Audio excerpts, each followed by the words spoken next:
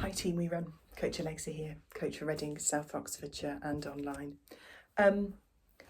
A lot of people that I'm working with at the moment are either in or approaching taper mode for their spring marathons. I know myself and Coach Calvin have covered in a few different aspects of the physical taper.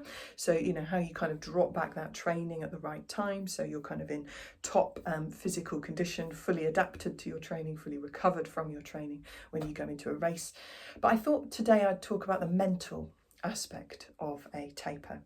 There was a fantastic study done a few years back that showed that tapering mentally was as beneficial to your race performance as tapering physically, and if you do both together you kind of get even more benefit than doing one or the other on its own.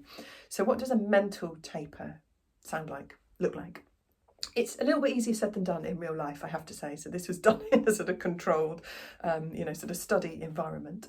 But it effectively means trying to avoid stressful situations, trying to avoid situations where you're having to really, really think hard and problem solve and, react quickly to things.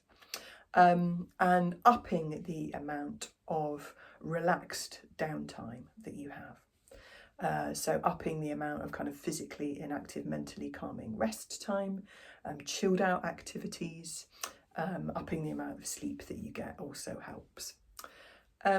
So why does this help? You know, for longer races, for half marathons, but definitely for marathons and longer marathons, as you'll know if you've done the training, there is obviously a big physical component, but there is quite an impressive mental component.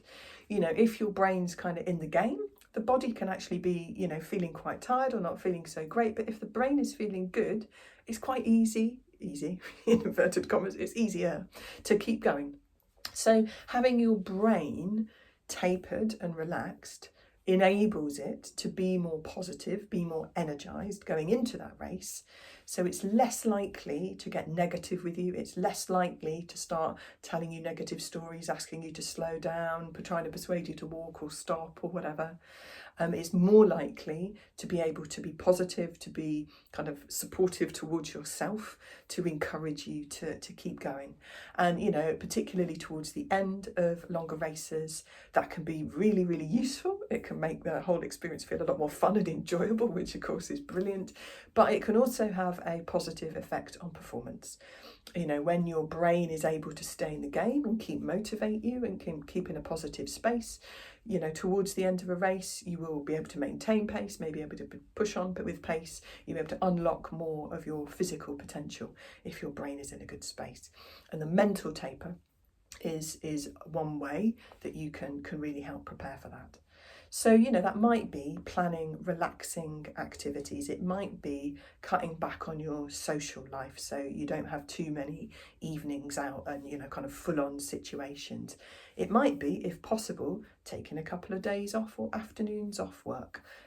It might be if it's within your control, lowering the sort of stress or commitment levels that you have in life, taking a little bit more time for yourself and prioritising relaxing activities and things that help make you feel calm.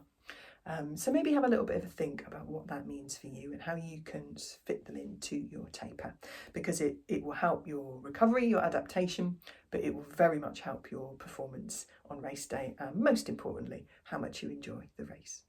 Hope that's useful. Happy running.